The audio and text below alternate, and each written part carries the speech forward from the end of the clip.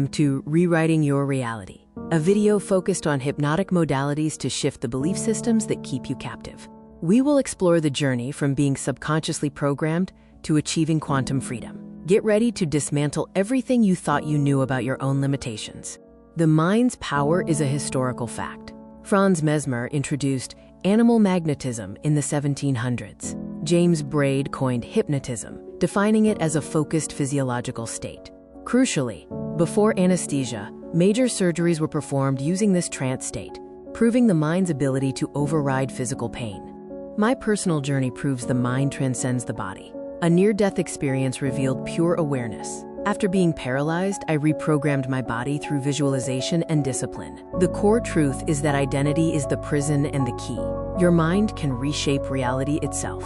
Unmasking the global hypnotic modality. Secret societies and governments. They understood the power of the trance state long ago and weaponized it to shape societal structures from the shadows. Corporate hypnosis. Advertising and media use sophisticated neuro-linguistic programming, NLP, to obscure reality and shift your belief systems without your consent. The ultimate goal, to control the narrative, consumption, and consciousness of the masses, turning individuals into predictable units of a manufactured paradigm. They are the masters of the hypnotic modality.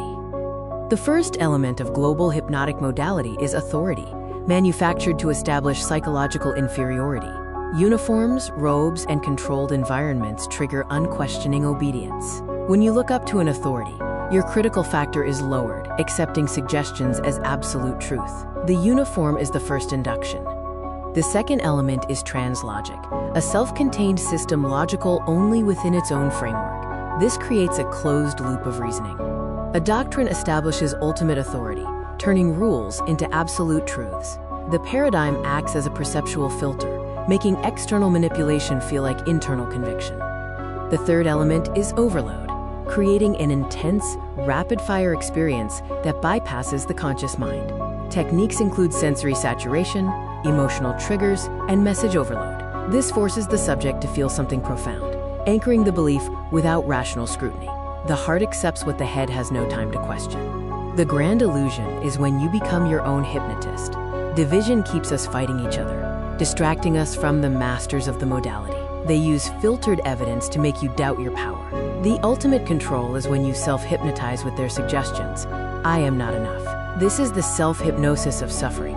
The quick release uses the Sedona method to clear emotional debris. Emotional baggage is just something you are holding on to. You can drop it using these 4 questions. Could I let this feeling go? Would I let this feeling go? When? Answer. Now. Repeat until you feel a tangible shift in your state. The reframe shifts meaning and reality. Change the meaning you attach to an event, and you change your emotional response. Content reframing actively searches for the positive intent or hidden benefit. Failure is just data and feedback. A block is a stepping stone. Change the question to change the destination. You are already in a trance. Self-hypnosis is choosing your own program. This is your new operating system. Use a simple countdown to enter a deep state and plant empowering beliefs into your subconscious mind. Consistent practice rewrites your core identity, dissolving suffering and manifesting the quantum you. Are you ready to take your quantum leap? This exclusive transformation package offers the book 30 Days to the Quantum You, custom video masterclasses, and a personal Zoom session for deep work. Stop fighting the illusion and start rewriting your reality today. Greetings and salutations and welcome to Beyond the Mind, where I'm not here to teach you, I'm only here to remind you. Welcome and happy Friday to all. May you have had a wonderful week. Please leave a comment in the live chat section about how your week was. Also, I want to thank Peach. Peach, thank you. Uh, just got to put that out there. Also, if you're watching on Instagram, if you're watching on Facebook, if you're watching on TikTok, welcome to Beyond the Mind, where I am only here to remind you what a wonderful week it has been. A very transformative and expressive week that has brought many great revelations. So, before I get into today's topic, which is the mind body connection. Oh, we got taking photos. Made a comment. Let me see what that said. I like to when I see it, I like to repeat. Oh, I love that. I love the saying, "I am here. I am not here to teach. I am here to remind you." Oh, thank you, thank you. It's a true statement. I am of the school of thought that there is a deep knowing that you already possess, a knowing and a resource that was there before the words that shaped you. And that program is flawless and it is connected to the very source of all there is. So, truly, learning is remembering in many ways because everything is done. And that's just my philosophy about that. But what I like to also know, if maybe you could put it in a comment, was how was your week? Was it a good week? Was it a challenging week? Did you overcome some things or did you run into new things? Did you climb some hills and find new ones self to climb? How was that week for you? I really, really want to know. So please share in the chat. Also, we will open up the lines for people to come in and share their week and also ask questions and to share. This is a community. We want to grow it. And the only way we can grow it is if we involve the community. So I like to always have the door open for you to come up and express your thoughts and your experience with the rest of the community because the unique fingerprint that is you has lived a life that none of us has lived. And you have learned things that none of us have learned. And when you share those things with the collective, we all benefit. So, getting that out the way, today I thought we go over the mind and body connection. And the reason I felt like that was because we had, first of all, let me say this. We had an entire show. Chef, if you're watching, you're loved. We love you here. We'll see you next week. Um, we had a whole show with Dr. Denise. Unfortunately, she wasn't able to make it this week, so we were scheduling her for next week. With as long as everything goes within the flow for her, we will have her here next week. Unfortunately, Chef had a couple things that he had to take care of today. He's in the middle of a some transformative things in his own life that's leading to wonderful development. So unfortunately he was able to make it, and I also had possibly another wonderful special guest, if they're able to get settled, which is my Gong Fu instructor, teacher, or he doesn't like to be called that Shifu, uh, was going to come on the show today, and I was going to, and this is a part of the mind body connection.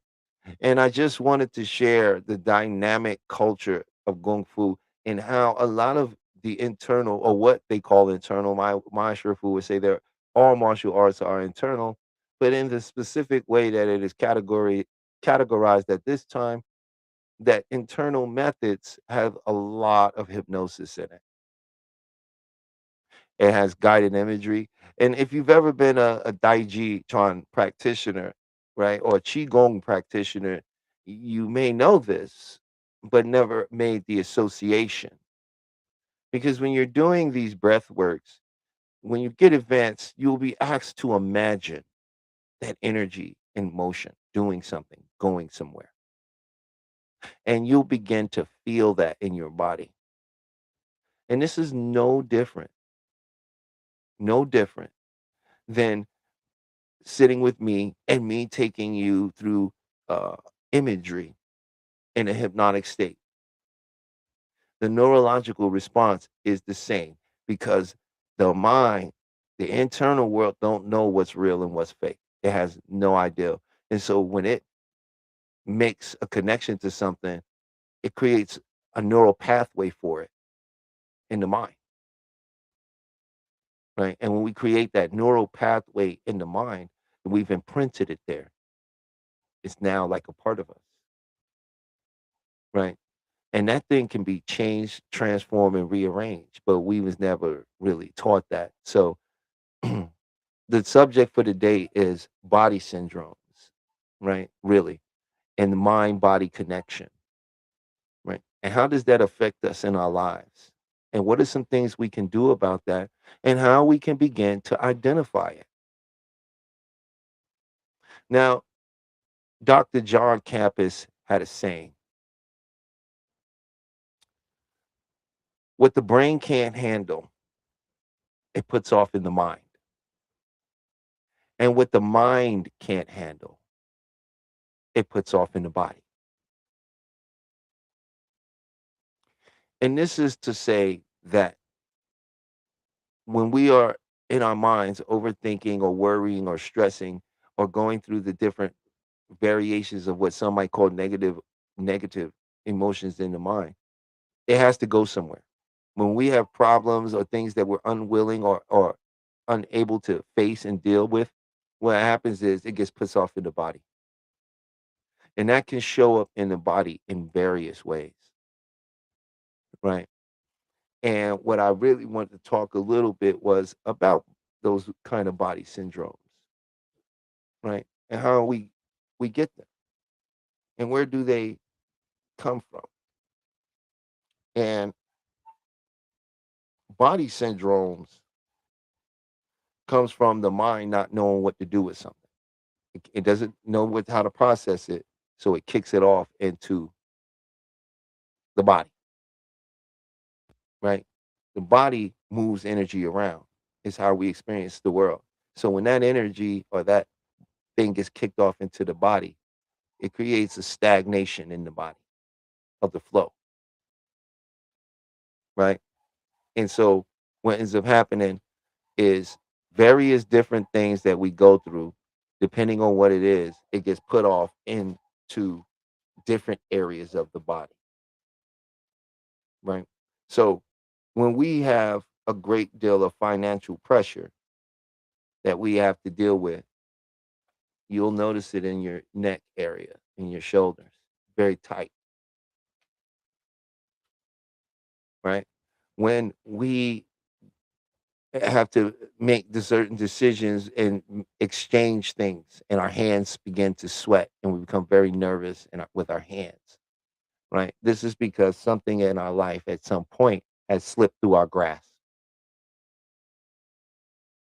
And now the nervous system has this condition where it's like, oh, anything that comes up that has to do with the exchange through the hands, this is where we begin to express those things. And another very interesting thing in how it expresses itself is some men and women experience bad relationships. And what ends up happening is because it's like no one cares, we take on this persona that no one cares about us. What happens is that body syndrome causes us to put on weight in the stomach area, right? And it becomes what some of us might call stubborn weight. I can't lose that weight. I can't shake it because the extra weight becomes a buffer between them and dating. It's a protection, right? Because the body is always looking to keep you safe. That's just in its creation, its job is to process this world through your senses, and the internal part keeps it is to keep you safe. So our minds are still functioning with the older ancient mind when we had to survive. So we still have these feelings that come up, but they don't represent what the situation is actually uh, entailing. So what ends up happening is you might put on this extra weight, and now it becomes the reason why you can't get a date or you're unable to get out there. The weight will keep you in that safety position, right? People who have issues in their knees, this comes from them unable to bend. See, the thing is, the whole body represents itself like a metaphor, like an analogy. It's a direct correlation, right? And the knees do what? They bend and they create balance, right? And without them, we're unable to stand. But it also represents our ability to be flexible. And when we're not flexible, right, and we're rigid, this energy gets translated into the knees. And you will find people with knee problems, right? And they'll tell you, "Oh, I've been suffering this for so many years." This comes from a internal conflict within self, right? And this is how it represents itself. When it gets down to the feet, "Oh, my feet are swollen." This has to do with fear of making decisions that cause you to move, making moves in a sense.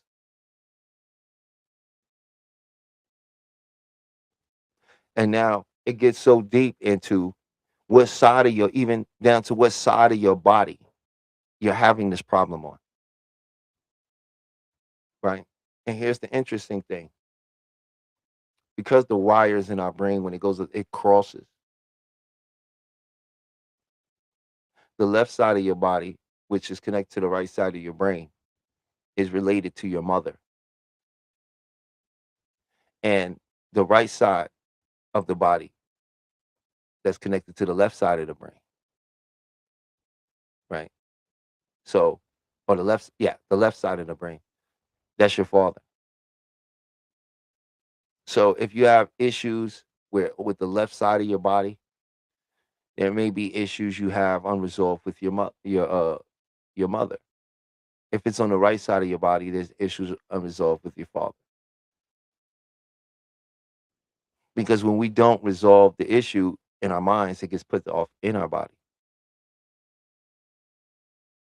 right? And it's also represented in our language. We can confuse the body. And how do we do that? We do that through something called organic language. And here is an example of organic language. Man, that guy's a pain in my neck. Ooh, you irk my last nerve. This job is going to kill me. You give me a headache when you speak. This is making me sick. This is called organic language. And when you say this stuff out loud, the body hears it as well. And when you say these things enough, the body begins to accept it. And so we can inadvertently speak illness into our own self, into our own lives, when we don't understand that the language we use is very important. Even Bruce Lee had a saying where he would say, never talk, never say bad things, not even, never say anything bad about yourself, not even as a joke, because you're casting a spell over yourself, right? So the organic language affects the body. Now, if you have back problems, notice what the back is. The back is what? Behind us. It's the thing that people don't get to see, right? And so our back represents the things and problems we don't want people to know about. So when you have a great deal of financial pressure and you're trying to hide it and keep up with the Joneses in a sense, you will find a lot of neck pain back here,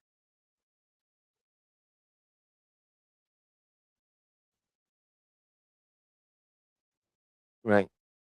Because each part of the body is representing something, right? When we're having issues in our sexual lives, in a sense, maybe with our relationships and things, as I said, it will show up in the stomach, but it also show up in the lower back. So also when you're trying to hide finances, that will also show up in the lower back. So hope, well, not hope. Hope is for the hopeless. This should be giving you some insight if it's something you've suffered with or you may have witnessed others suffer with, because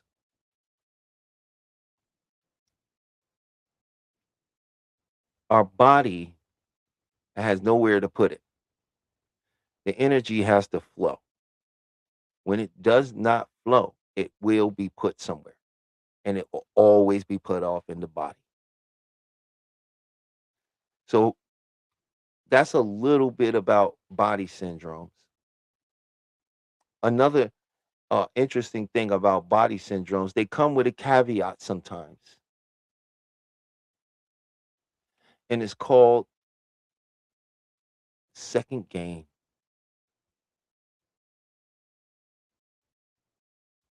Sometimes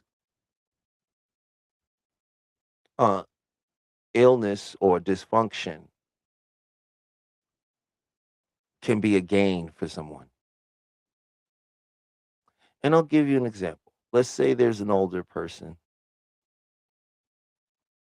and they raise their kids and their kids move out and they get older and now they don't like living alone, but they're scared to say something because they're getting older. So now they call their kid once a week or more because they've been rushed to the hospital. The child now has to come to the hospital and tend to the parent. And then they end up taking the parent home, setting them up and staying with them a little while, and then they leave. And then a week or so later, same thing. That is an example of second gain. She doesn't mean to do that. It's not her intention to do this, but this is, she was rewarded when it happened. And so the mind got the idea. So some of us are benefiting, right? And this doesn't only go to illness. This can go to secondary gain into relationships, right? It can go into somebody always needing you to drive them somewhere, because when I drive, I get dizzy or my foot hurts or I can't take, right. And now it becomes a thing about getting you to drive them whenever they need it. It is a gain from the problem. And whenever we have a gain from a problem and we continue to do it, it's because we have a secondary gain from it. We're getting something out of it and we're not even aware of it.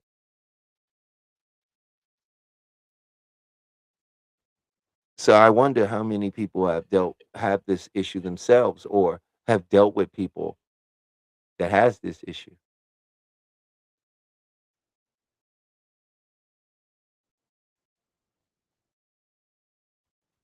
But when I do open the lines, if you like to join in and maybe speak about your experiences, or if you've ever had an experience with a body syndrome or anything, you're more than welcome to come on in, participate, and add to the conversation.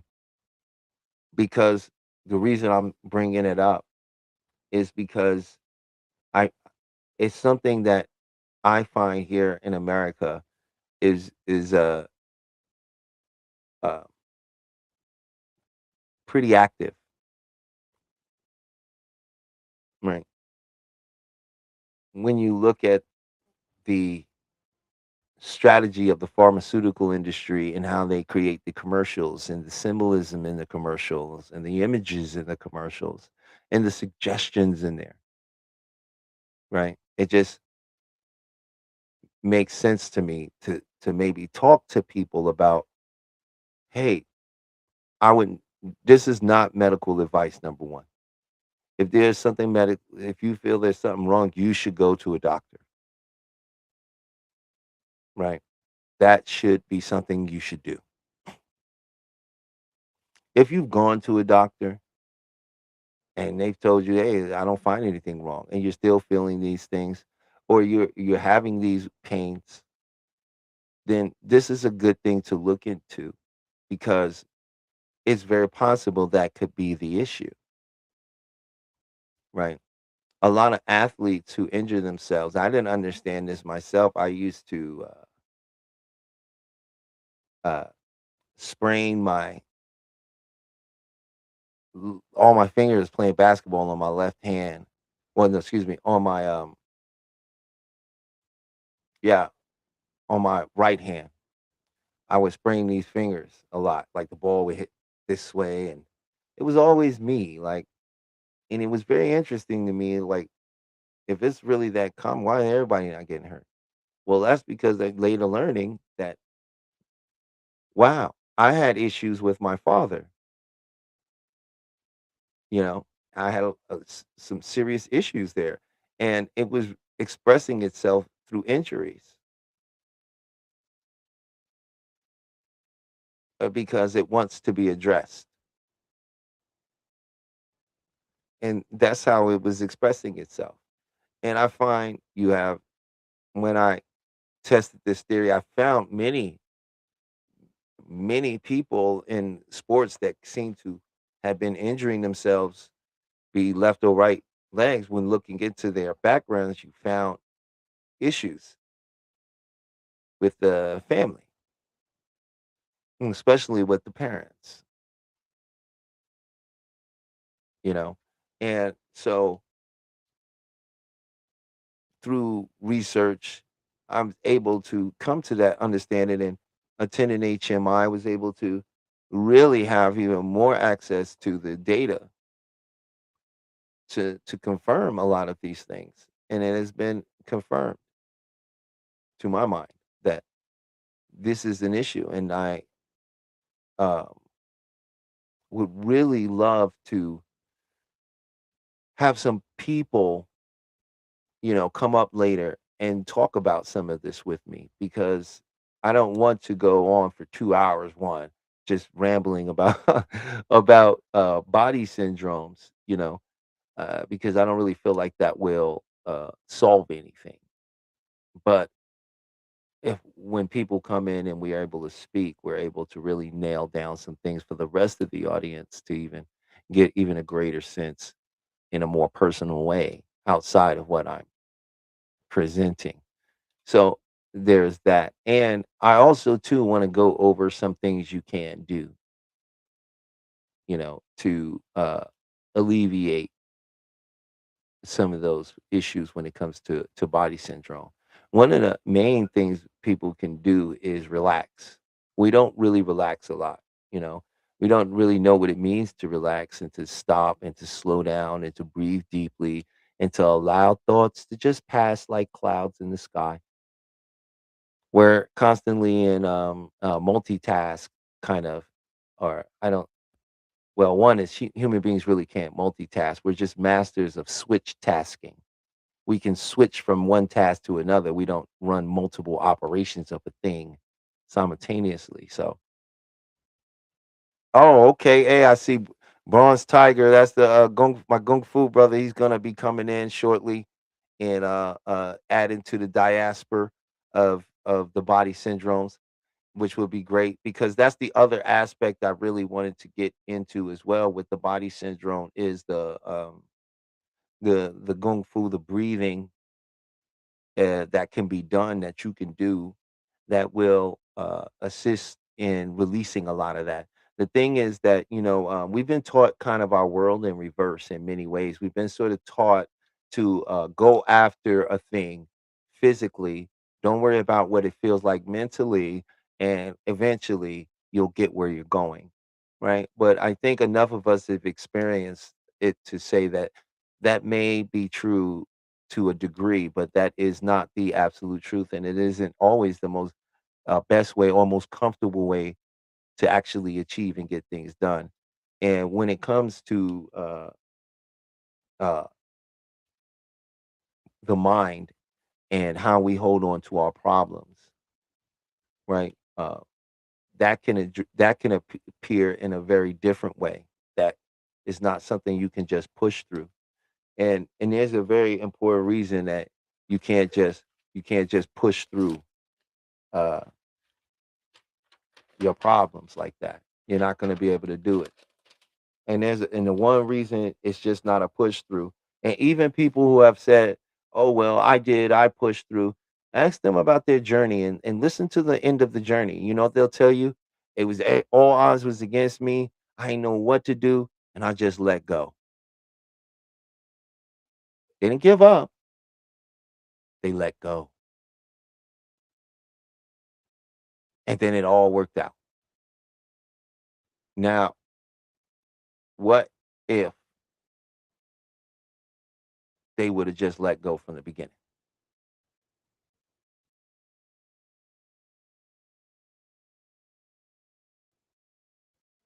Sometimes you take the roughest road just so you can know you didn't have to take it.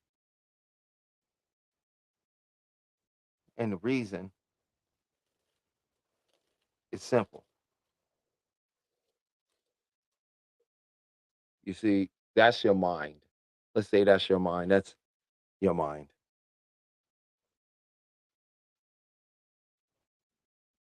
Down in the bottom of this part of your mind, that's called your primitive mind. And I'm gonna show you right now why you got your problem.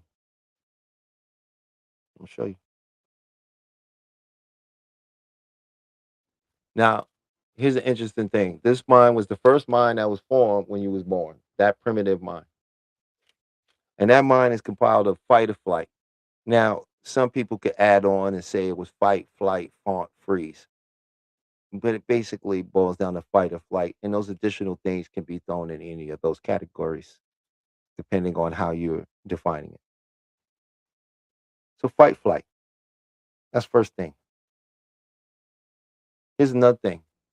The first thing you developed the fear of wa- was the fear of falling and the fear of loud sounds. Because that's the first thing you experienced when you were born.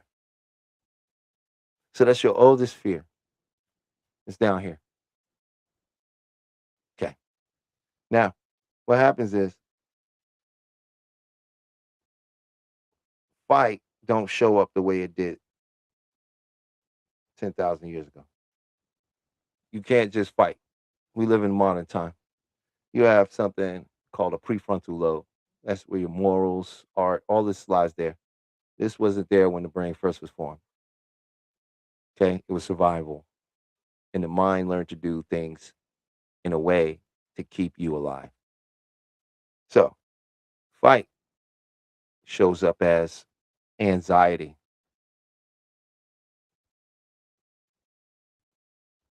That's what fight flight shows up as. Okay. So if you're in the office and you with somebody and somebody say something disrespectful or say something wild, you can't just punch them in the face. You know that, right?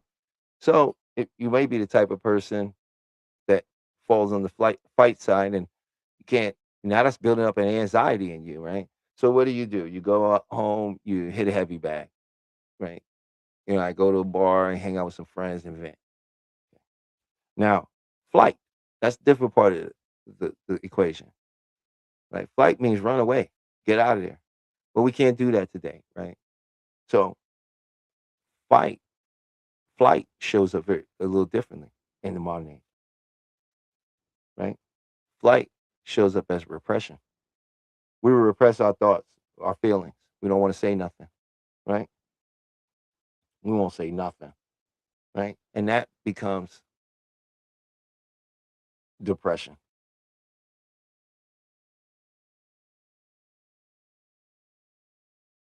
right? That becomes depression down there, right? Now, from the time you born, you develop this. And in between that time, you're developing something called your knowns and unknowns. Okay? And we're gonna say uns and known unknowns is what you would call pain and pleasure. Pleasure would be the known, pain would be the unknown. So, and negative experiences. So, let's say when you were young, you got a piece of some chocolate cake. That was delicious. Yummy. You made a positive association with chocolate cake. It's great. But then somebody, let's say at school, whatever, teacher, right? When you were little, before 8 years old, you were little, somebody made you eat some vegetables, maybe your mom, something like, something you didn't like. You just couldn't stand it. So now you created a negative association, right? And even though they told you it's healthy, it's good for you, now you've made a negative association with healthy, good. Okay. Now this is how your mind's working, right? From 0 to 8 years old, this is what your mind is doing. It's making a list and compiling of known associations and unknown. Now, when you before 8, anything authorities say to you, you take it as fact. It goes in. They tell you when you were little, money don't grow on trees. You can't just buy whatever you want. You don't question that. You frame that. Now, at 8 years old, you develop something called critical mind or critical filter,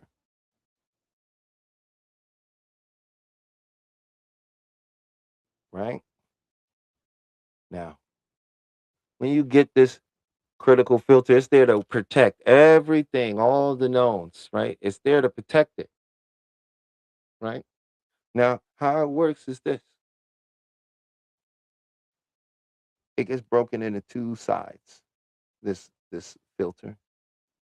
One side is the conscious part, which we haven't got to yet. We're gonna get to that. You're gonna really love that part. And then the unconscious. Okay. This filter gets divided into two. Okay. Now above that, we have your conscious mind. You're gonna love this. Now, what's the conscious mind? Oh, that's your reasoning, your logic, your desire,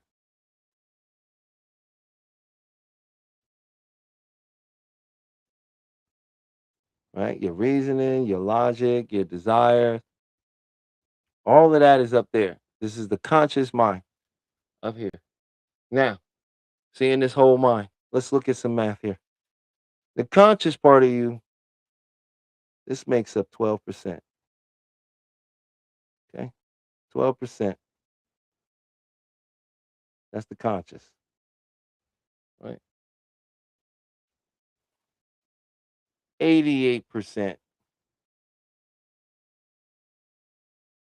That's your subconscious, unconscious mind.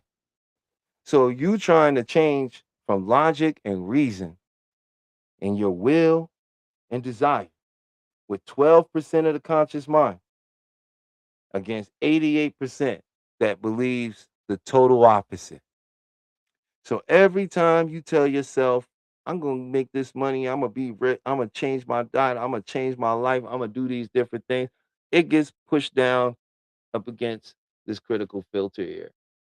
And what happens is it gets checked up against all the known data in this part here.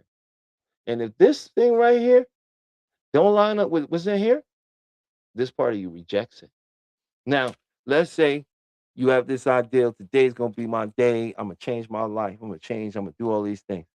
What happens is you say this, it goes down in this critical filter part here for a minute, right? Now it's gonna sit there, okay, about an hour and a half, right? In the conscious filter part, it's gonna sit there like an hour and a half right there. It's just gonna sit there. Now it's gonna go into the subconscious part after an hour and a half. Now it's gonna sit in this bottom part here, just the bottom half of the filter for 16 hours till you go to sleep. By the time you lay down and this gets into the subconscious mind, it has been filtered, distorted, and diluted. It doesn't have the same strength as that 12% now. It's been sitting there. And by the time it goes in here, It don't have any effect on this information over here. These negatives. They don't have no effect on it because they're stronger in suggestion than the one you just let sit all day.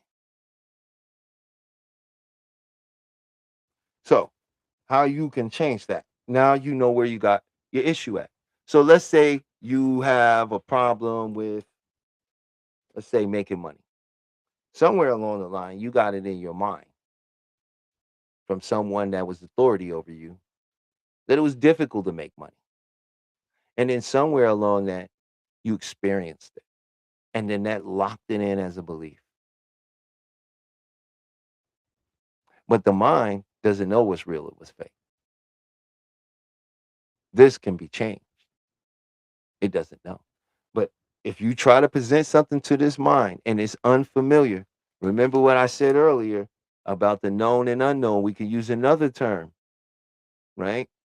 We can look at it as pain and pleasure.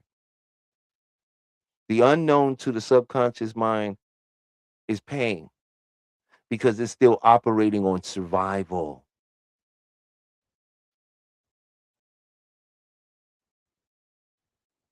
right? So, what you have to do to change it is to work on changing the way your mind has framed the event, how your mind has framed things. And you can change it.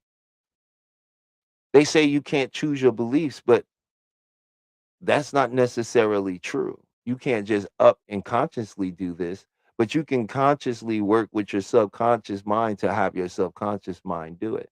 Think of how many things you do not do right now that is being done for you by your unconscious mind, right? Not 1 second while I've been on here have you thought about your heart beating and going, did it get every beat it's supposed to get? Not one time did you sit here and go, oh, I got to remember to take breaths because if I don't, I won't be breathing. You're not telling your blood in your body to flow. You're not telling cells to reproduce. You're not telling your stomach to turn the food into energy and then take that energy and put it in an advanced system that pushes it out through every part of the body that is needed, which is every single cell in your body. So there's a lot of things happening that the conscious mind doesn't have to worry about because the conscious mind is the actor. The conscious mind is the actor. You understand? The conscious mind is the actor. The subconscious mind is the narrator and the production team and the prop master and the CGI guy and all that good stuff. The subconscious mind takes everything you see and turns it into something you understand. And that is very crucial to understand. And it doesn't really stray away from our body syndrome topic. It's all very much related, right? Because the more you say to yourself, "Oh man, I gotta work on me. I gotta change that. I gotta fix myself." Well, if you're not broken, what's the body gonna do? It's gonna break so you can fix it.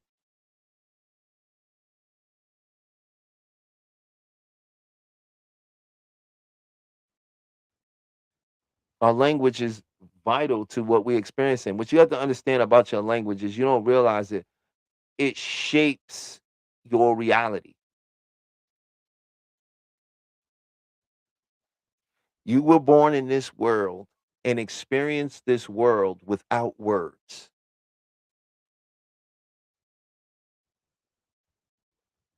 Oh, good. Hey, Peach, we got Bronze Tiger in the house. If you ready to bring him in,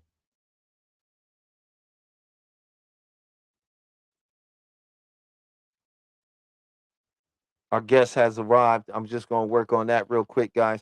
I have Peach working on it.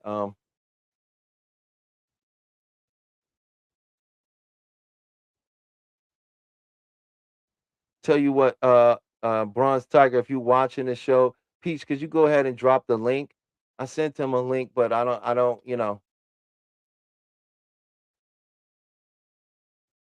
Vibe said, I am now thinking of it. Wonderful. Um, Bronze Tiger, the link has been dropped on the show. If you click on that link, it should bring you right to the backstage. This is gonna be amazing because one is, let me tell you a little bit about this brother. You know what I'm saying? This brother is what I would consider a world-renowned kung fu practitioner. You know, I don't see many of our people going over to China being accepted by the people there in the rural part and saying, "You're gonna be a part of my family system. I want to teach you."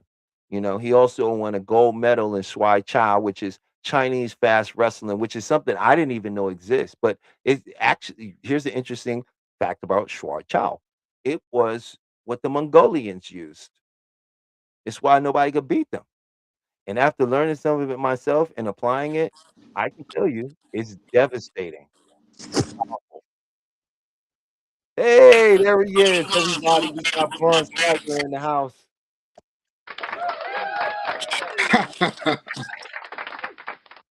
Greetings, greetings, greetings. Getting my settings together, my bearings. Let's see. All right. Greetings, all. Yes, greetings, brother. It's so good to have you on. I was just telling the people a little bit about you, you know, Indeed. and I was letting them know how you had won a gold medal in China in Shuai Chao, and Hmm. how I didn't even know that there was this thing called Chinese fast wrestling, you know what I mean? Hmm. And that it came Hmm. from the Mongolians, how devastating they were as warriors, and Hmm. I was also sharing with how, you brought some really amazing kung fu practitioners here to America, man, that had not been here before you, you Yeah. know? And this is just a really exciting treat for the audience and especially for me, you know, to be able to. This is the, by the way, this person, this man here actually helped me help myself to save my life, to change my life.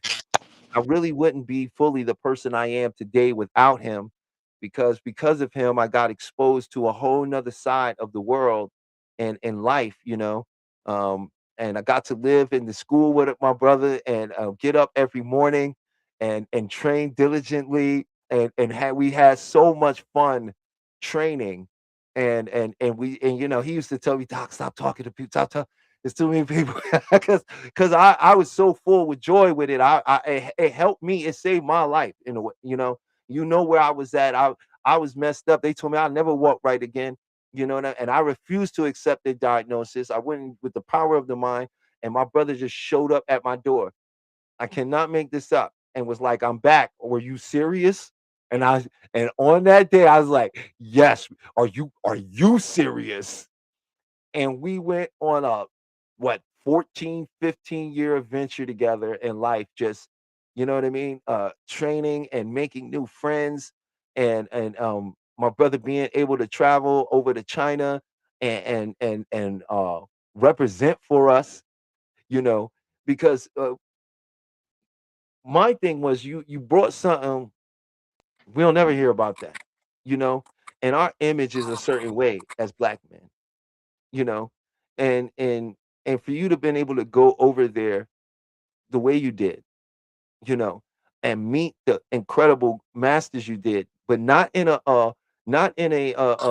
Beijing city kind of, everybody goes their way, but out in the farmlands. And when I seen the video, I know what I'm talking about. My man was out there in the middle of the sticks. Nobody had a cell phone.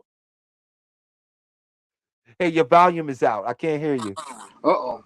Oh, there you go. Okay. I hear you. Yeah, off the beaten path, as they say. Right, right. Yeah. Been quite an odyssey. Yeah, so I just wanted you to, and the mind body connection, and we were just talking about, and I had discovered, they always call me the doctor because I'm always dissecting and going in on information, Indeed. you know? And when I Indeed. found this connection with the hypnosis and the Kung Fu, and I'm like, "Oh my God, I've always been practicing self-hypnosis, never understanding that it was hypnosis," you know? Yes. And so Yes. what I wanted you to start with is just a little about your background, you know what I mean? And how you use Kung Fu to make that mind-body connection for healing for people. Because you are a teacher, you have helped many, you helped me, you helped me to the point where I was able to have the school out here and help people that like, that was messed up really badly, you know? Honor. Am I muted? Okay, we go. Uh, Greetings all. Uh, People know me as Coach Tiger, Tiger the trainer, Coach Sudan, what have you. But hey, I'm just your brother here. Lifelong practitioner of martial and cultivative practices, and it's been quite an odyssey here with me and brother Talib. He was the first person I ran into that ever, well, not ran into, we were friends already for a long time before that from the same circle. But out of everyone, he and I were the only ones that really gelled and really were keen on the self work. And I was in the process, advancing the process of my own self work. And in that time era, I returned home here to New York, and my brother needed me. And I extended to him the opportunities that I had that he would have taken also had they extended to him in the same time frame or whatever, a favorable time frame. So I'm a coach, practitioner, researcher, uh, eternal student, and trained here in the States and in mainland China. Uh, Specializing in a lot of the internal methods, in particular Xingyi Chuan and Ba Guajiang. Xingyi being a method that's based on Taoist metaphysics and the idea of transformation via the Mm, principle of the five elements, which is what we're building on a lot right here. This is all for the goal of transformation and, ascension. So we've always been cooking on this channel for quite a long time. So with what you're sharing with the people now, brother, it just rings so many bells, and it makes me proud because in some ways you've taken it to another level, thank to you, brother. another level of the self application. All the years of the qigong practice that we did. And when we talked the other night, it just really touched a nerve and hit home. Qigong, of course, qi is your life force, the reason why you're alive, the reason why you are 98 degrees, the reason why your internal and external moves, the things that make things move, makes the ant walk, makes the planet rotate. It's the buzz of the universe that live in a tune we live in tune with, and we can also tune in also. Sometimes we're living uh with the flow of it but unconnected, if that makes any sense. Yeah, The universe is spinning, but our lives and our aspirations and concerns are paramount, bigger than the planet itself to us. Chi being your life force, and Gong meaning work or practice. We were practicing, you know, life energy. We were practicing cultivation, and a lot of those things involve the breath and the mind leading the breath, and the breath leading the energy and the circulation. You know, some people call it. You could look at it in the realm we're in now as a form of self hypnosis. Other people call it simply visualization. You right. know, both things are catalysts that are related to intent. Do you intend to do some work? And it starts with the intent. And you just feel it in your heart. How about that? You feel it in your heart. It begins in the heart, and then the mind comes in, and then the body follows. You would think that it starts with the thought in the mind, but it's actually the feeling in the heart. The Mhm. intention resides in the heart. To The heart is related to the fight or flight, of course. That's where you feel it.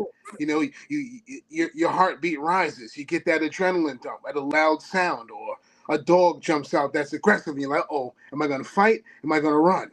You know, and you get that Mhm. adrenaline dump. You know, the mind processes what's been observed by the heart and makes a decision. You know, so they say the heart leads the mind leads the energy, and the energy leads the body. This Mm. is nothing but our human biological makeup. You have an intention to do something, and that's in the heart. Your mind says, well, this is how we're going to go about doing that. And through the electrical signals and the muscles and, you know, how the body functions, the mind tells the energy, hey, raise the arm to make the phone call to call the kung fu school or the wellness school of Dr. Talib or what have you. So we've been toying around with this stuff for quite a while. And to your question, asking me how did I use this stuff to uh, do self work and cultivate, you know, you can attest to this because a lot of our challenges have taken place side by side. You were there for a lot of my greatest challenges and vice versa, you know. Yeah. And You know, it's funny you said that because I just shared a story with someone that I was working with, and they had actually, it was from one of the shows I just did recently, and I had a gentleman on there by the name of Mutayel, and he had served, you know, and mm, so he was using, hypnosis and NLP to help veterans and other people with PSTD, right? But he had lost his dog recently. So you could tell when he was telling the story how it really got to him. And and it made me think of yes, you know, because, if you don't mind, you lost somebody very close to you who mm, I was very close to, indeed, between the 2 of y'all changed my life. mm, And when we lost that person, when they transcended to the next existence, you know what I mean? I didn't really know how to deal with it. It broke my heart. And yeah, the way you handled it, then you made me realize something then that later on became even more powerful, right? Because you honored her. You turned it from a tragedy to a celebration, and you only spoke highly of them, only, and only remembered the good. You know what I mean? Because you said you're gonna honor them, and you wanted to teach everybody else how to do it, so you led by example. And I thought back and I shared this story with them, hmm, which made them reframe how they was looking at their loss, and how at least how they decided to share it. You know what I mean? And and I just wanna say I never get a chance. I'm so glad I get to say I wanna say thank you again. That's another thing as a great teacher you shared with me, you know what I'm saying, that was able later in life, I was able to actually use that to help somebody else. Alright, you can't your audio is out. Do you have earbuds by chance? I do. The muting and the unmuting is happening on the screen. It seems like it's appearing on your end. Oh, it might be the restream, I'm not sure. Um, Yes, I keep seeing a message that says I'm unmuted and then I'm muted. mm. So can Oh, you hear? okay, okay. Yeah, they So they can doing it from behind the scenes because there's like a delay or something when you're speaking, and they were right, an trying to make overlap. sure they could, Got you. clean that up, So and they was the one asking me if you had yes, headphones. yes. Um, uh, in response to that great share, I'll be humbly transparent. As far as how I use this stuff, I wouldn't say I actually used it. I would say that I fed myself a certain diet, certain mental and philosophical diet, and the activities we involved in. That when the situations came to happen, I was I already had access to the tools to process it in its proper fashion. A lot of things, sickness is an interesting thing because some people lose people suddenly. They were fine 1 minute, and the next minute they're gone. Sudden. In my sense, it was a long period of deterioration and a fight for a person's life. My previous spouse. So, interesting things. I did have people around. I did need to set an example, but I won't sit here and take a high seat or a lofty position and say, "Hey, I was able to shine in the most toughest circumstances. I'm this incredible human being." No, I just happened to feed myself a certain diet of mental and philosophical tools that were there for me. And to be honest with you, there were two choices. There was one, go insane from the incredible challenge of it, which is normal for a lot of people, or see clearly. Mm. Um, Sometimes people resist seeing clearly, either subconsciously or unconscious, or consciously or subconsciously. Uh, Seeing clearly might involve letting go. Mm. Very difficult to do. Seeing clearly, in my case, might keep me from lamenting this person to a level I think they should be because it's such a sad situation. But, and I was fortunate that a lot of things took place. If I had never been in this situation with my spouse, I wouldn't have met the teacher that I had.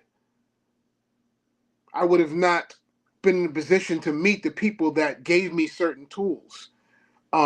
I would have not been in a position to return home and connect with you.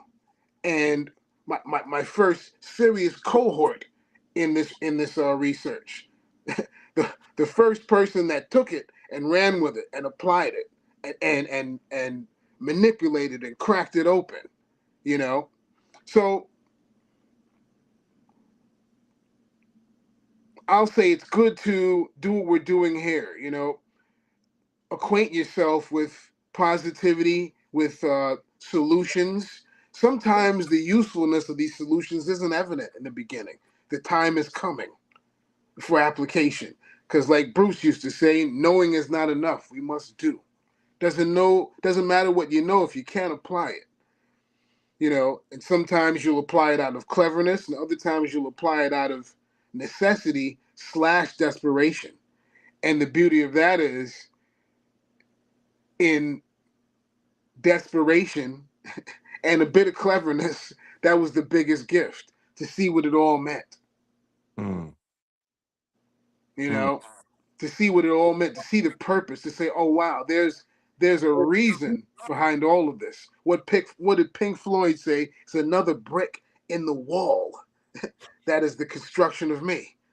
All these different bricks and different components that we know. Now, us being martial practitioners, anybody who lifts weights or dances. I mean, imagine a ballet person. The first time they try to do a plie on their toes, they probably break their feet. you know, uh, you know what I mean? Lifting weights are micro tears in the muscles that repair themselves. And there's a metaphysical and mental and philosophical body of ours that has that same element. The Mm. micro tears that are repaired to be stronger. Mm. You Where know, would you suggest somewhere, let's say, for people out there listening, where would you suggest somewhere start, and if they wanted to take martial arts and start training and using it with their meditations and adding on, because I'm gonna be honest, not everybody likes to just hit the gym and push up and do pull-ups and stand on these machines. Some mm, people are looking for that connection. I always found I loved Kung Fu because it's a mind-body connection. You will get in touch with yourself in ways you didn't even know you can get in touch with yourself, you know, when you're doing these things and you're training it. So, I would love for you to share what is a great place for people to start. Why you think they should start there? I would say that a good way place to start is to, we scroll and zombie out on stuff every day anyway. You know, start doing that with things that are beneficial for you, like, you know, this program or other things that will help you, and start to uh, notice things that you like. Some people love Kundalini yoga. Other people love Pilates. What our motto is always get up, get out, and do something. We've never been really evangelists. Get out and do something. Um, Start researching. Start looking at different martial arts. Uh, Something might just sing to you. Say, "Wow, I really like Wing Chun for some reason. I just like it."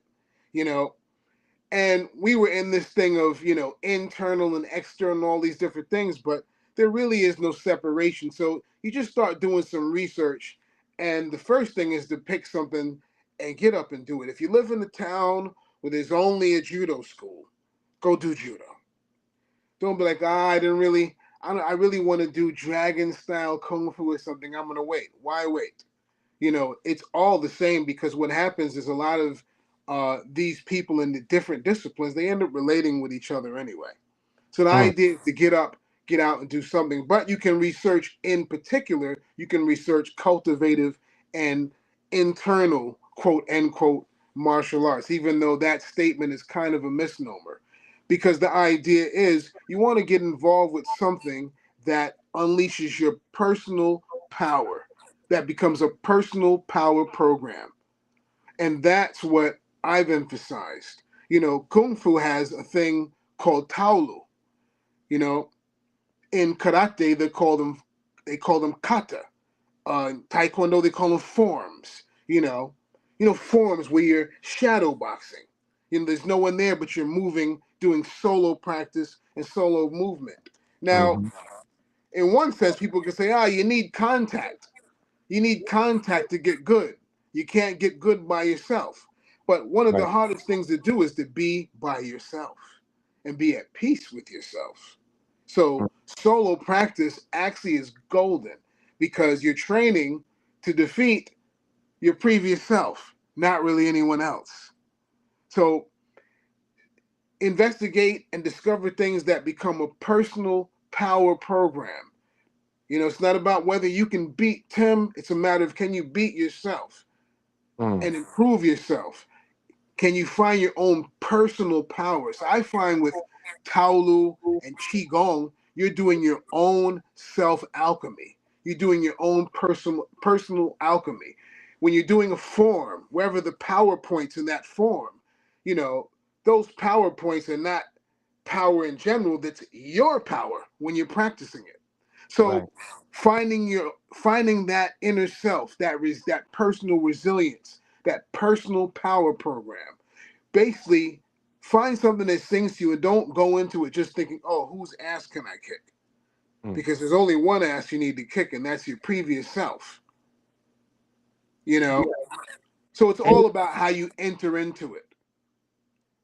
It can anything can serve that purpose. I wouldn't say any particular one, because any particular one can do the same trick, from Brazilian jiu-jitsu to shuai jiao to whatever the case may be. Because the bottom line is, you're facing your strengths and weaknesses, you're stepping out amongst others and being transparent to say, "Here, I'm here to learn something, improve, and share something." And that is a bold step.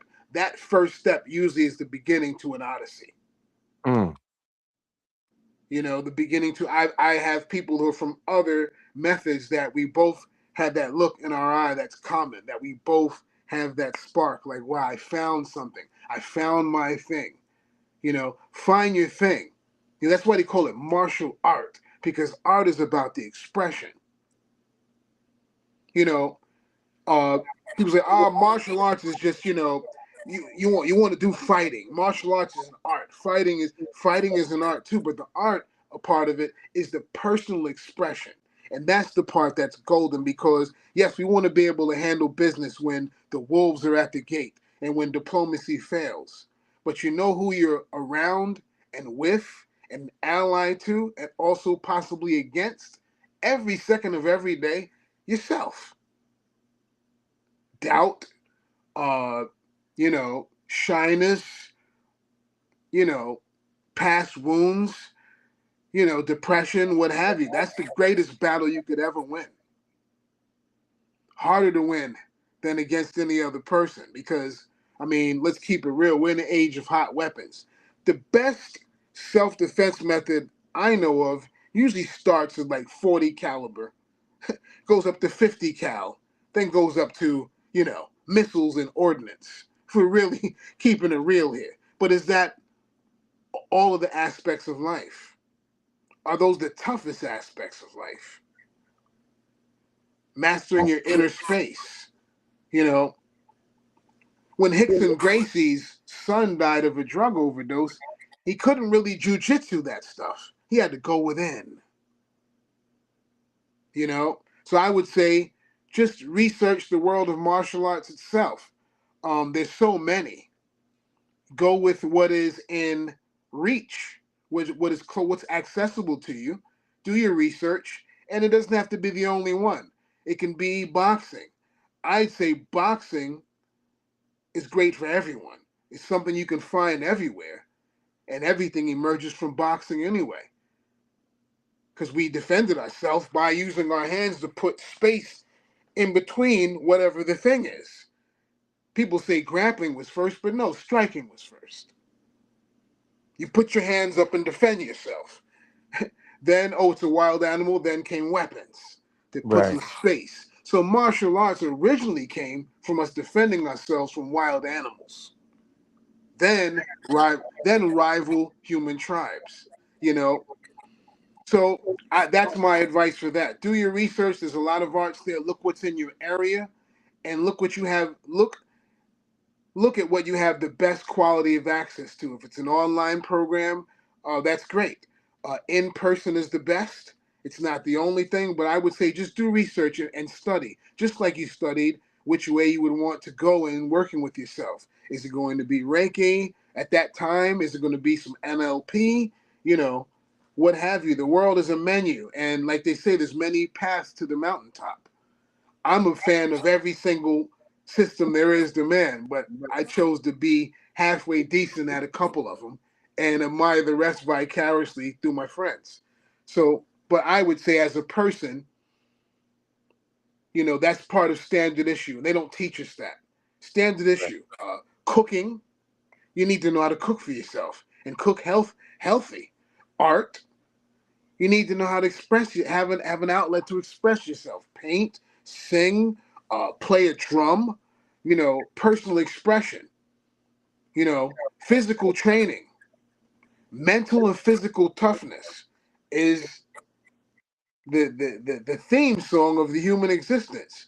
Challenge and pressure grows us. In the Caribbean, they say pressure either bust pipe or make a diamond. So Yeah. it's all philosophical and perception. All of our challenges are gifts. Because guess what? After that, you're stronger now. You're physically stronger. You're mentally stronger. You're philosophically stronger. And these things equal, in my experience, to a clearer perception. Oh, this is another version of one of these. I've seen this before. Imagine if you hadn't seen anything before. How would you get stronger? Imagine if there was no pressure. How would you get stronger? There was no gravity. How could you stand up? How could you get back up? So wow, it puts an incredible value. If you didn't hit the bottom, how would you ever get to the top? It puts an incredible value on falling. It puts incredible value on reframing what you think is happening to you. Yes, and in our early studies, Todd, we dealt with that yin yang principle, that duality, and that was our first real immersion kind of almost a one size fits all to any situation you could think of.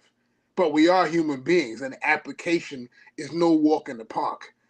You could know it very well. But, okay, I know, but this is, yeah, but nothing. Right. Right. It's the same. Oh, but yes, you too. But yes, him too. You got to show up. You don't have to. You could choose not to show up. It'd be a pity and a shame, because when you show back up, you're immediately of service and use to others to share your experience, you know. And this is the key, to And martial arts opens up the door to make very unique and incredible friendships. You know, they don't really talk about all the friendships you can make. You people really just stereotype and think you're going to be in a bunch of fights all the time, trying to prove that you got some style that's better than everyone else's. But really, it's a journey of self development, and you find many other people on that road.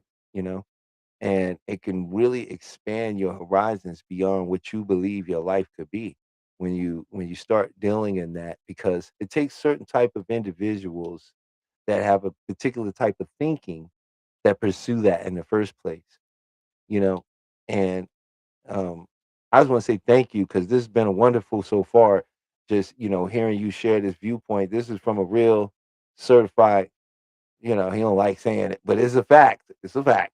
He's a certified master of Kung Fu. This guy, he got the paperwork. He did years and years and years. Listen, I tell people all the time, you really want to be good at you could do anything with just doing it 20 minutes a day. That's it. That's all it takes. 20 minutes a day. But here's the see.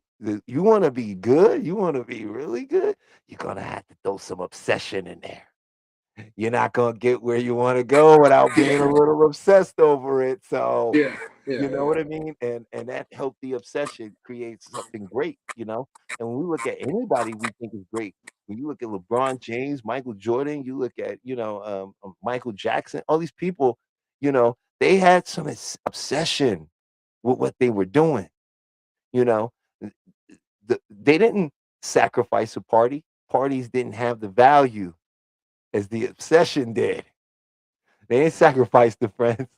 The friends just didn't have the obsession. And when you add a little sprinkle of obsession on whatever you're doing, you're gonna do it exceptionally well. indeed, indeed. Having access to yourself, you know. I think a lot of what you're sharing is alleviating the scenario of not having access to your own self in your time of need, and how you create that pathway. You know, this is an interesting build because people will find what we've done, a lot of it incredible, and this and that, but it's a very humble odyssey. We've placed some things in ourselves that is almost more uncomfortable than being lost, because now you know, and you can't retreat back to ignorance. And that's been an extreme challenge. You know what this situation is. You know that everything happens for a reason, quote unquote. All these mantras, all these aspirations. But we are human beings. You know, I've been to the point where I didn't want to be knowledgeable. I would rather not know that, but I already know better. So I'm not allowed to go that route, you know? And when I go that route anyway, it's almost like instant madness, because you know, and you just want to join the ranks and feel some pain for a while to feed your ego, because that's all the ego. I didn't want the person to depart now, something we can't control. Never mind the joy of meeting them in the first place and being amongst the alumni of their loved ones, which is eternal. You know, this is a game of perception, not even a game. Well, I mean, it is a game because I guess life is a game. you know, it's like a game of chess. You must think first before you move. You know, and it's really a great ride, man. You know, just finding your thing and cultivating it.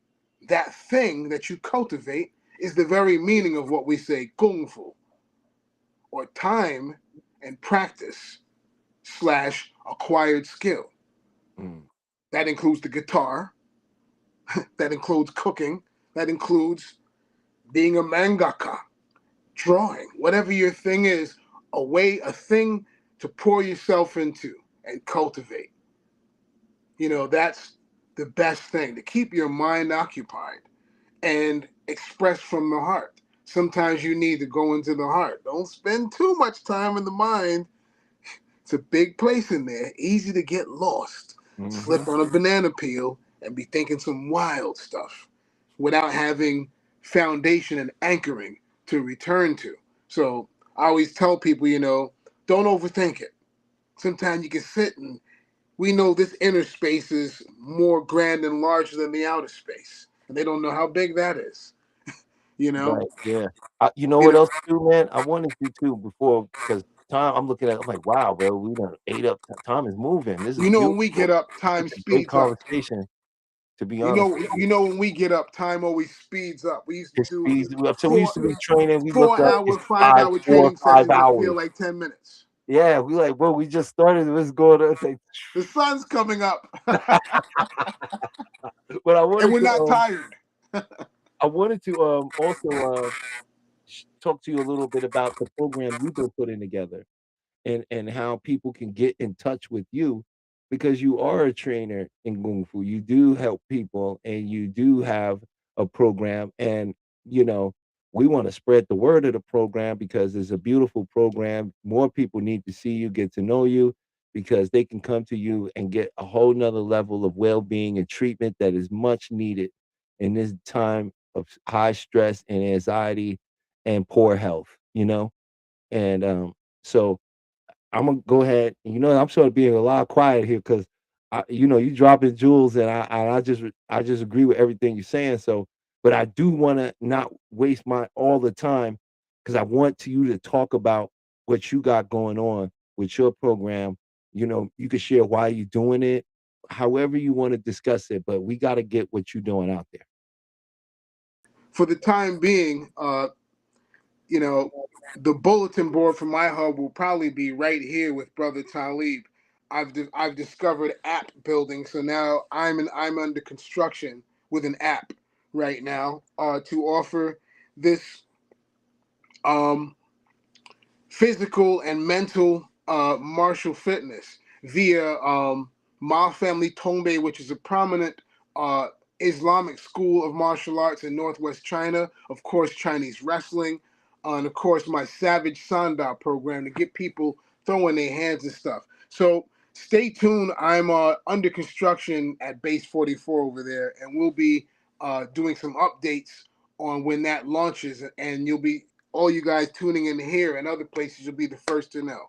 But right now you can contact me on my Facebook uh, page profile at BronzTiga,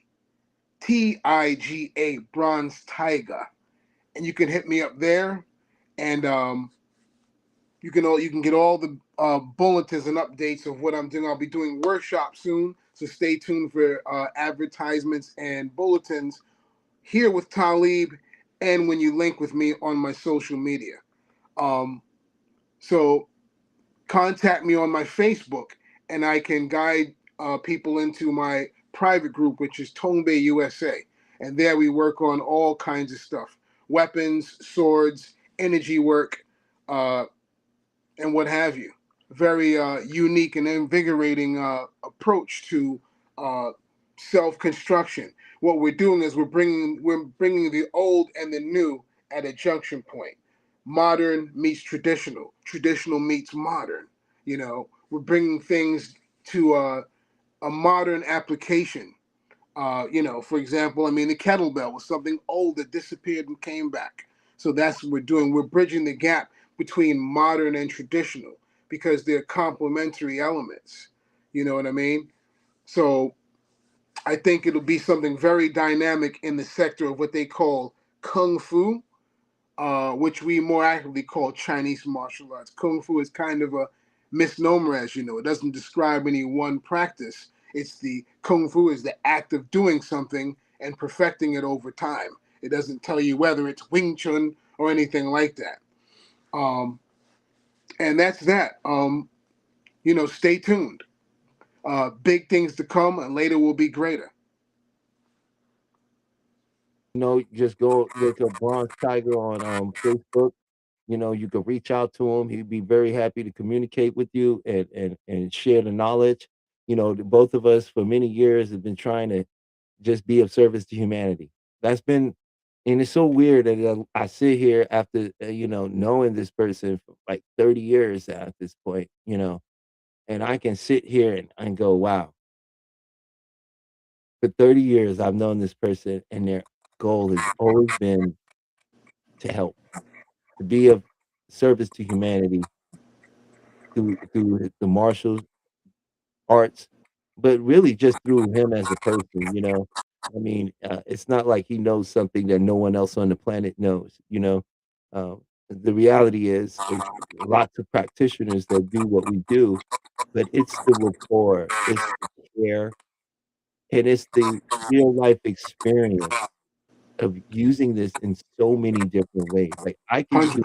each one with just speaking to you because I understand how to split works, and it's a philosophy, and philosophy can be translated to any modality, and you can make techniques and programs out of philosophy. So one of the greatest things about what this brother teaches is it's not about technique, number 1. Number 2, it's not about technique. It's about the philosophy. And my example would be Shaolin Kung Fu. When they do tiger, it's exaggerated motions, right? Because it's what you see, what you think you see of a tiger. But what we study from Wudang is the principle of a tiger. Imagine a 700-pound creature creeping up on you unheard and then throwing his body at you because he knows he's heavier than you. This is a philosophy. This goes way deeper than one. And it can be applied to various aspects of life. So this is why I feel like this, what is beautiful. And also I want to say thank you, Raphael, the bass. I think he said bass drummer. Thank you. Good evening to you. I saw your message. He was in the middle of talking. I didn't want to interrupt it because he had a train of thought. But I want you to know every message that come up here, I see. Also saw Moya was in the house. Got to say what's up to Big Mo. She in the house. She came in and dropped in, and she dropped some wonderful comments. So I just want to thank everybody for dropping in. Um, and leaving a comment, because this is how we grow the channel. This is how we get the message out there. The more you comment, the more you like, share, and subscribe, the more the algorithm picks it up, and the more we're able to get out here and help more and more people. Because the goal here is to build a community. I'm currently working on a retreat with my brother Seth. I recently has Sudan's going to come and join me in this retreat. In this retreat, we're going to be offering Reiki healing. We're going to be offering group hypnosis and guided imagery healing, and we're going to be offering macrobiotic diet. We're going to be offering a wonderful Kung Fu system that when you leave that retreat, you'll be able to take it home, and before you leave, you're going to feel the magic of it, right? The whole goal of the retreat is for you to have a true experience that is so deeply ingrained in your neurological system that you don't have to worry about going home and losing it, right? And our first retreat is going to be done on the West Coast. It's going to be in a beautiful spot, and everything is going to be taken care of. Everything is all included in the price. The airline, your pickup, food. We've got some coupons for you to go do a couple things if you want. You know what I mean? There'll be plenty of time for you to see Las Vegas if you want to, because our first retreat will be done here. Our second retreat is going to be in Costa Rica. We're Mm. already setting up that now, Nice. and it's going to be beautiful because just to get out there, be near the water, we're going to be giving everyone a special stone that has been charged with your energy from it, right? And that's that stone you're going to take home with you. But this is gonna be so dynamic. Nobody's offering what we're offering. You're gonna have masterful Reiki. We're gonna teach you how to touch your own energy, see your own aura, get in touch, how to do proper qigong, how to actually let me tell you one of the fundamental things I learned that I'm so thankful for when it came to that, and that's posture, Mm. right? Think of the bones in your body and that frame as a conductor. The energy and everything is moving along. And when you have poor posture, you have poor reception, 100%. right? And so when you know how to round the back, hollow the chest, tuck the chin, so slightly raise the tailbone, sit down into the knees, not deeply, get into the gaze. Take the deep breath within to the diaphragm, deep, deep, and relax and do it soft and gentle and do not force. You will have a magical experience because for the first time in your life, you're going to feel what it feels like of the movement of your internal world. You're very disconnected from it now. And you're experiencing it through emotional outbursts and stories that are shaping your reality. You think you have to think outside of the box, but I'm here to tell you there is no box. There are only dots. You're making a box out of it. So that's what we got coming down the pipeline. You know, me and his brothers working together. We're gonna be working together behind the scenes to bring you some more incredible things. You know, and the real goal here is to build this community and give you tools that work. Indeed. You know, I remember the first time I did qigong. I didn't have to do qigong for a week to feel how qigong really worked. Once I got in the correct posture and was shown and told what to do with by a good teacher that really understood, had rapport with me, so he knew what he was looking at. He knew what he saw. He could feel what was going on with me internally, right? Which meant he could tell me, correct me, help me. First day, I could feel it. The the heat, the wooziness, right? The legs shaking like they're gonna give out, but they never do. They never give out. And I realized what I felt was energy moving through my legs for the first time. That's what it feels like. We're so disconnected from our internal world.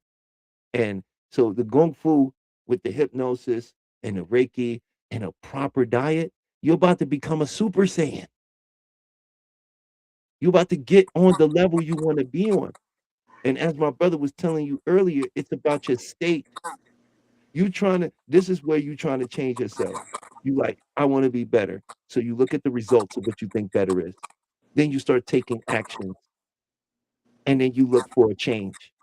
But you're still doing that from the same place of the person that doesn't do it. You got to step into the person that does it. You got to embody them by how they feel, how they respond. And then you don't have to think about the next action. The next action is natural. That's why they mean by free will, but you don't have free will. See, once you enter into a state, every choice you make from that point on is based on the state you're in. You didn't have a choice. You're not making choices. You answering multiple choice questions that's been given to you already. But when you change your state, then you have different choices because the choices you make are based on the state you're in. Don't believe it? You tell me when you was really upset and acting on your emotions that you made good decisions. It don't work that way, right? But nobody gave us any tools to really get in touch and control ourselves, right? Because we come from a different class of, we don't live in the same time. See, as we progress along, we become more and more thought, more and more spiritual, more and more immaterial. Look around you. Your money was physical, it's paper. It's no longer digital is thought. It's in the ether. You know what I'm saying? We used to collect a bunch of DVDs. Why? Why do we need that now? Right? We used to have these photo albums, these physical pictures. We don't need that. We get this little device and it has lifetimes of pictures on it because it can hold more information, more than the physical could ever do. So we are entering into that real era of the ethereal because we are seeing the things that we value are becoming more and more thought processed than a physical thing. And that's why what we have to offer right now is so valuable to help you change where you are right now. And like I said, you don't need a week to see a difference. You just need proper instruction to do it right. Just like he said, hey, so you try to do a toe stand as a ballerina and you ain't never did it, and you just jump, or you're gonna break your toes. They're gonna break. You didn't have the right teacher, the right cultivation to get you there. But with the right tutelage, what happens? We excel because we're all here to, we're all a finger, you are a fingerprint, you unique. No one could ever bring your life story because no one else could ever live your life. And they could never see your life from your perspective. So we each bring something unique to this planet that we could all benefit from. And that's why I wanted to share this, brother, with y'all. Right? Because I see basic workout guys all the time, right? All the time. And there's benefits to all of that. But some of us need something a little bit more deeper. Something that involves all of us. I'm gonna tell you, you can't do kung fu like just doing push-ups. It don't work. You won't be able to because more of your mind is gonna be involved. That eye-hand coordination, right? Distancing, timing, and then feeling what it feels like to do it right. Please, And please, brother. and the best feeling of all, to touch your own personal power. Your own personal power, where the real you actually resides within you. That's the ultimate. Not a technique, but a principle. Like the brother was illuminating earlier, not the technique, but a principle. Because a technique, uh, let's say in the physical world, a technique can miss. You know, I tell you, hey, block, do this, do that. What if you miss the first block? Now you, oh, I can't do the technique. But the principle can change on the fly. You know, I change position. Which direction? Doesn't matter. Change position. Be flexible. Be malleable. So you learn the universal principles that you can apply to any situation. That's really what it is. You're really teaching yourself. You're really borrowing tools and implementing tools to discover your own personal power because it's very personal. I can't really teach you how to connect to you. I can only share with you the tools, and the implementation and the investigation is all done by yourself. You are your teacher. You absorb education and apply it. You know, that's why we don't adhere to cult leaders. Say anyone that says I am the way. Oh, you are the way, but for you, you are your way, and he is his way. Personal power. See, people don't talk about that a lot. If we just only look at the outside thing in MMA, we think, how can I beat this other person? I'm not strong enough to knock out Talib. I hit him and he just looked at me. You know? But that's the wrong idea. You know? The idea is your personal power. Your personal power commits you that I'm going, whatever the situation is, I will act. I will do something about it. I won't be frozen.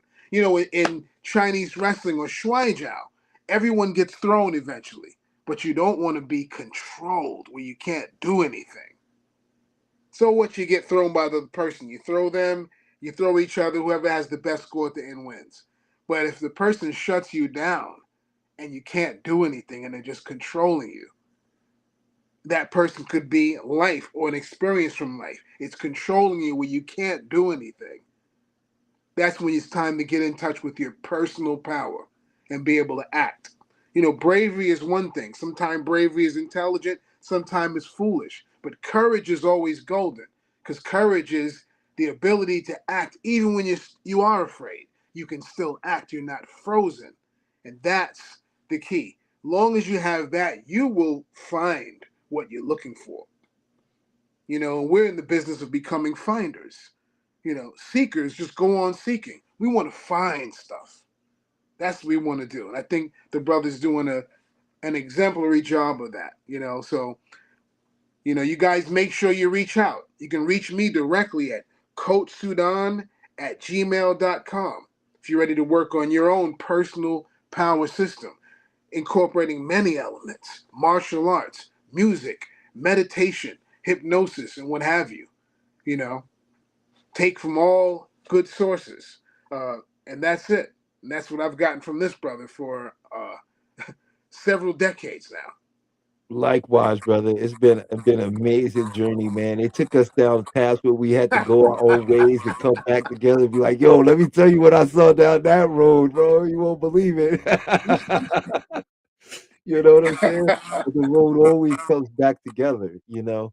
Yes. And that's the most beautiful thing to me. And we coming up on the end of the show. And what I do want to say to everybody out there, the line is open if you want to come up and have a dialogue, a conversation, or give your input to this about body syndromes, about martial arts, about anything we're speaking on, or if you have a topic that you think sort of correlates, please come on in. Feel free.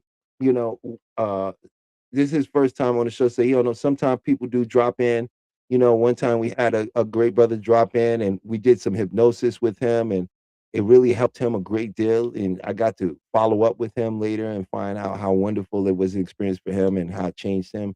So I also offer people coming up, we could work on something. I have many techniques and modalities, and I usually will work with someone and give them uh, a technique or a tool that they can take with them. I will get them to give me a score of how they feel about something. If it's from 1 to 10, 1 being the lowest, 10 being the highest, and then we do the technique and see where the number is at after that. Number goes down, and then it's like, wait, the number went like now that's called a noticeable shift, a noticeable change, you know. And now they can take that home with them if they to get off the line, and you can, you know, practice it, do it whenever you need it, you know. I just want to always be able to, you know, give these tools out and and fixing yourself should be free, to be honest with you. You know, if you're willing to put the energy in, you know, there's a lot of techniques out there. There's a lot of things you can do that will work with your mind, right? And if you're watching this show, somewhere in your own unconscious mind, because you brought two minds to this show today, the conscious mind and your unconscious mind. Your conscious mind is listening to me, observing and judging what I say. But your unconscious mind, it knows how to learn and it knows what it needs to hear. And you don't need to be aware of that because it is your own internal resources that'll bring you to the knowing that you've always known. And on that note, we're going to end the show. My name is Talib. This has been my very, very special guest, man, Bronze Tiger. He will be back on the show 150%, you know. And we got some more stuff I'm looking at doing and coming on more often and more frequently. But I want to thank you for joining me. You can find me at beyondthemindhypnotherapy.com. You can also find Beyond the Mind Hypnotherapy on TikTok, Instagram, and Facebook, as well as YouTube. So I'm gonna say thank you, and I'll see you next week. But until then, expect a miracle.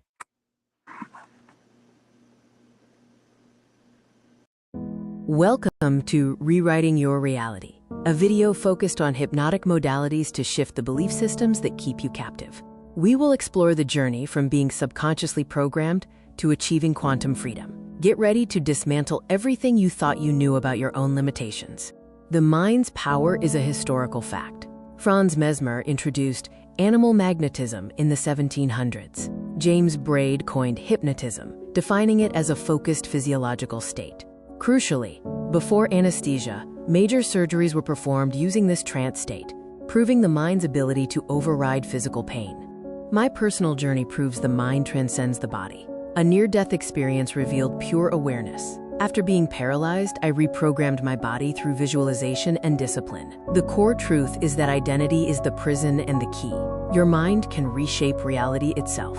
Unmasking the global hypnotic modality. Secret societies and governments. They understood the power of the trance state long ago and weaponized it to shape societal structures from the shadows. Corporate hypnosis. Advertising and media use sophisticated neuro-linguistic programming, NLP, to obscure reality and shift your belief systems without your consent. The ultimate goal, to control the narrative, consumption, and consciousness of the masses, turning individuals into predictable units of a manufactured paradigm. They are the masters of the hypnotic modality. The first element of global hypnotic modality is authority, manufactured to establish psychological inferiority. Uniforms, robes, and controlled environments trigger unquestioning obedience. When you look up to an authority, your critical factor is lowered, accepting suggestions as absolute truth. The uniform is the first induction. The second element is translogic, a self-contained system logical only within its own framework. This creates a closed loop of reasoning. A doctrine establishes ultimate authority, turning rules into absolute truths. The paradigm acts as a perceptual filter, making external manipulation feel like internal conviction. The third element is overload, creating an intense, rapid-fire experience that bypasses the conscious mind. Techniques include sensory saturation, emotional triggers, and message overload. This forces the subject to feel something profound, anchoring the belief without rational scrutiny. The heart accepts what the head has no time to question. The grand illusion is when you become your own hypnotist. Division keeps us fighting each other, distracting us from the masters of the modality. They use filtered evidence to make you doubt your power. The ultimate control is when you self-hypnotize with their suggestions. I am not enough. This is the self-hypnosis of suffering. The quick release uses the Sedona method to clear emotional debris. Emotional baggage is just something you are holding on to. You can drop it using these 4 questions. Could I let this feeling go? Would I let this feeling go? When? Answer. Now. Repeat until you feel a tangible shift in your state. The reframe shifts meaning and reality. Change the meaning you attach to an event, and you change your emotional response. Content reframing actively searches for the positive intent or hidden benefit. Failure is just data and feedback. A block is a stepping stone. Change the question to change the destination. You are already in a trance. Self-hypnosis is choosing your own program. This is your new operating system. Use a simple countdown to enter a deep state and plant empowering beliefs into your subconscious mind. Consistent practice rewrites your core identity, dissolving suffering and manifesting the quantum you. Are you ready to take your quantum leap?